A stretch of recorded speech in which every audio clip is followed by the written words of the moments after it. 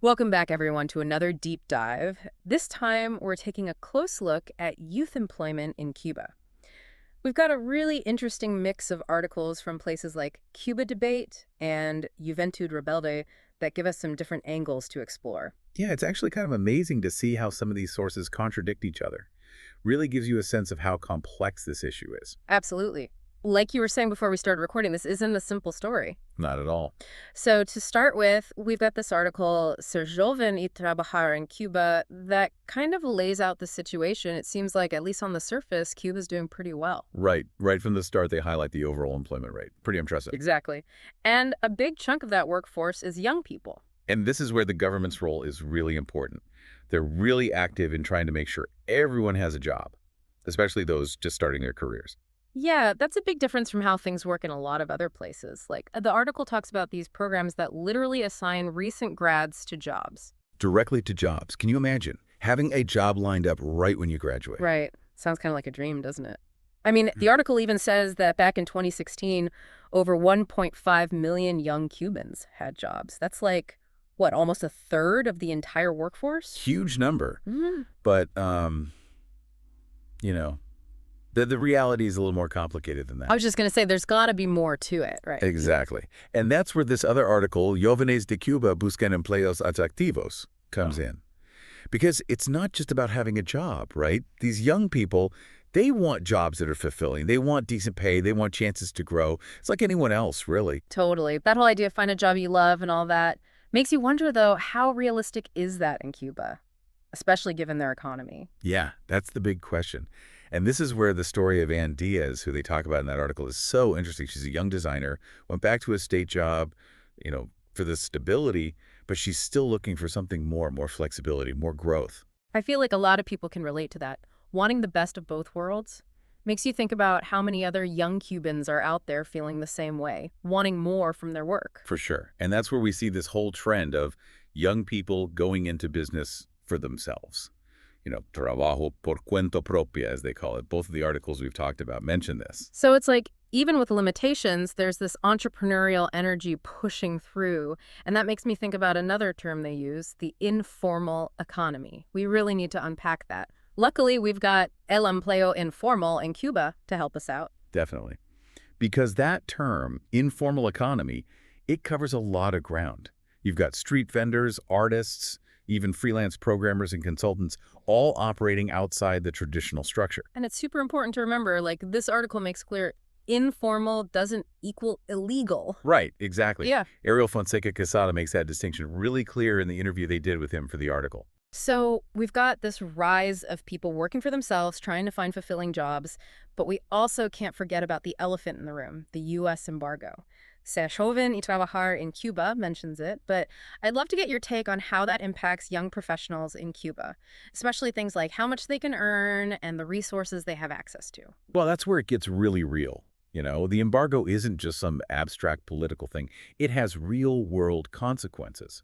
Less foreign investment, less trade, and that means slower economic growth and fewer resources to go around, especially for things like paying people more, especially in fields that depend on technology from other countries. It's like this invisible barrier holding them back. Even if you have the skills and the drive, there are these limitations imposed from outside. And it's not just about the money, right? And the embargo also makes it harder to get the latest technology, the newest advancements, which for young professionals, especially in fields like medicine or engineering, that's a big deal. They want to be on the cutting edge. It's like another hurdle for them to overcome.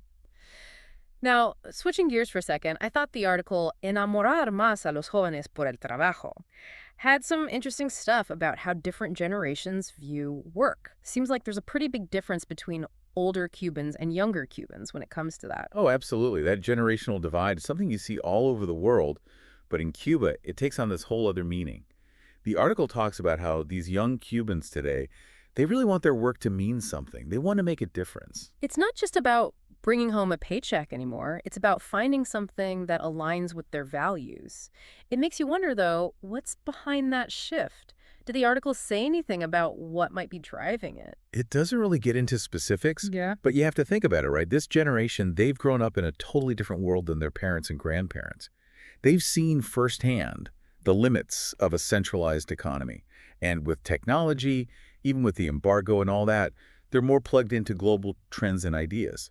That's got to have an impact. It's like they're looking for more control over their own destinies. But then that brings up this other challenge. Enamorar más a los jóvenes por el trabajo talks about people leaving Cuba, what they call brain drain. How big of a problem is that? And do you think job satisfaction plays a role in it? Oh, it's definitely a concern. The article doesn't shy away from that. Tough to say exactly how many people it impacts, but it's obvious that when young people aren't making enough money at home and see better opportunities somewhere else, some of them are going to leave. Which brings us back to those low wages we were talking about. Both ser joven y trabajar en Cuba and jóvenes de Cuba buscan empleos atractivos highlight that problem. It's understandable, though, right? I mean, imagine you're a doctor, you're an engineer, you spent years studying, honing your craft, and you're still struggling to make ends meet. Looking for opportunities elsewhere, it might start to feel like the only option. Absolutely, and I think that's an important thing to remember. Behind all the statistics, all these trends, these are real people. They've got dreams, they've got ambitions, and they just want a good life. It's not easy for anyone to leave their home. For sure. And speaking of things that make work life tough, we have to talk about the work environment itself. Jóvenes de Cuba buscan empleos atractivos really gets into some of the stuff the Centro de Estudios sobre la Juventud, the CEJ, found about discrimination in the workplace. What really stood out to you about that? Honestly, it was how they talked about these really subtle forms of discrimination, the kind of stuff that's not always obvious, not as in your face, but still really damaging. So we're not necessarily talking about outright prejudice, but more like unconscious bias and microaggressions, those things that are hard to put your finger on, but you know they're there. Exactly. Like Yeah. having your ideas dismissed, not being taken seriously, feeling like you're not valued for what you bring to the table. It's not the same as being denied a job outright, but it can really wear you down, make you question yourself. Yeah, it's almost like this slow erosion of your confidence and your sense of belonging. And here's the thing, right?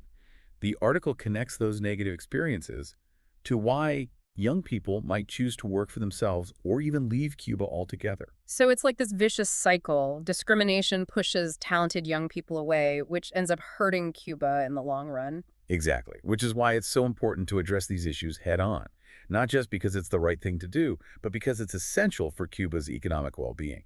So we've covered a lot. We've talked about the government's role in creating jobs, the desire for work that's actually fulfilling, the rise of trabajo por cuenta propia, the challenges of the embargo, the differences between how generations view work, the whole brain drain thing, and now even these subtle forms of discrimination in the workplace.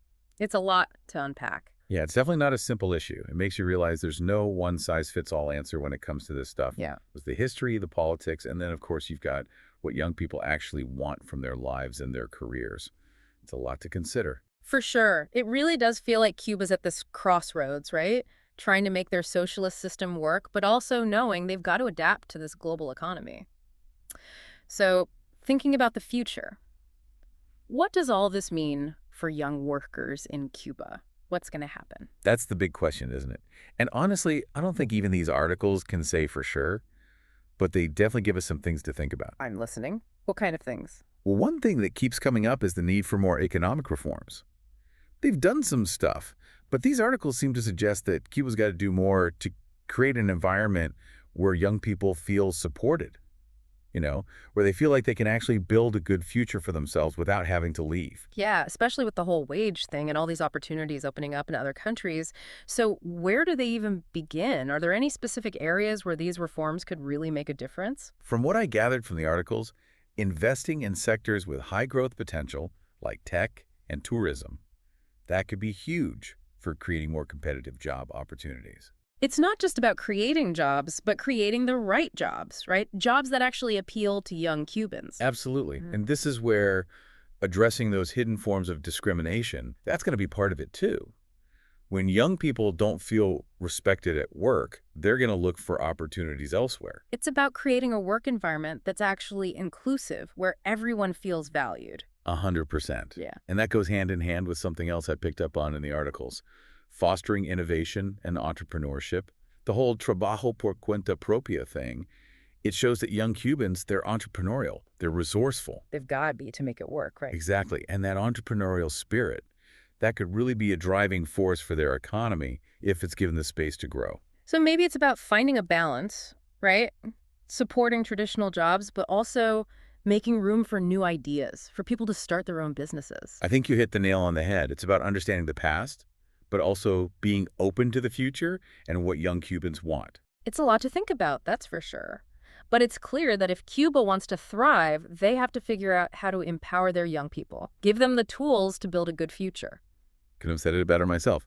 It's about people's lives, their hopes, their potential. That's what makes this whole thing so fascinating to me. I hear that. Well, as we wrap things up here, I'm feeling, I don't know, cautiously optimistic maybe. There are definitely challenges, but you also have all this incredible talent, all this energy among young Cubans. It's inspiring in a way. I'm with you on that. Uh, It's not going to be easy, but understanding the ins and outs of this whole youth employment situation, that's a good place to start. well said. And to everyone listening, we hope this deep dive gave you a better understanding of what's going on in Cuba when it comes to youth employment. It's complex, that's for sure. But as Cuba keeps moving forward, the big question remains, can they create a future where young people feel supported, where they feel excited to contribute and build their lives? It's a question worth thinking about, and we encourage you to keep learning about this. It's a fascinating topic.